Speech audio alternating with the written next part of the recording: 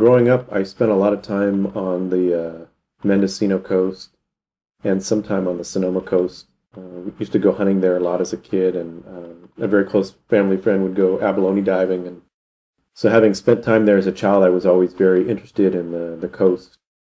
And so, when I go out there, I really feel like I've got a lot of positive memories from when I was younger, and I really appreciate that part of the world. It really, I don't know, it's just an important place to me. Salt Point is on the Sonoma coast, and it's north of Jenner, and it's a state park. That's where I do a lot of freediving now. There's a lot of abalone there, and also there's a lot of marine life, kelp forests, and invertebrates, fish, harbor seals, whales, gray whales I've seen there.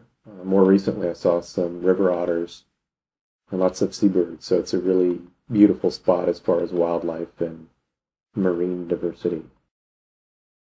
It sounds like the Department of Fish and Game may close the area to any recreational fishing and make it one of the new marine protected areas, which has been under development for a number of years by an advisory panel. A scientific advisory panel has made suggestions for creating marine protected areas along the California coast.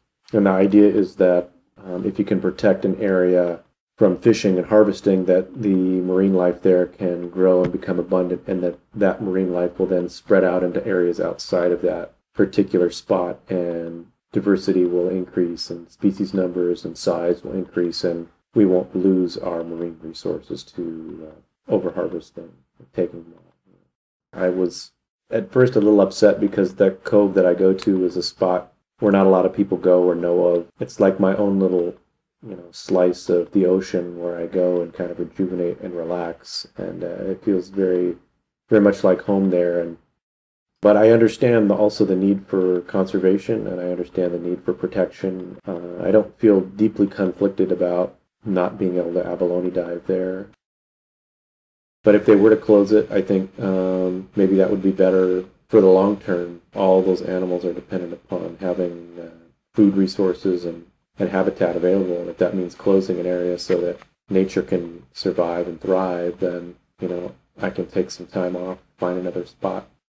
I can still dive there. I just wouldn't be able to take any animals. Long term, I think that's okay. And I think that there's a lot to learn from wild places, and especially wild places in, around, and under the ocean. I think, people can get away, and it gives people perspective to go and sit on the ocean. And especially, where I dive, it's calm, it's quiet. The cliffs that surrounded the place are really beautiful when the sun sets there and the lights starts going down, and the cliffs kind of light up a bright orange, and it's a really very soothing spot that you can't really experience the smells and the sights and the sounds and like that any other place.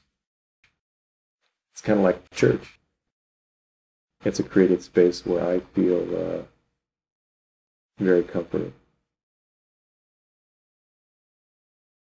My name is Dave, and I'm a free diver.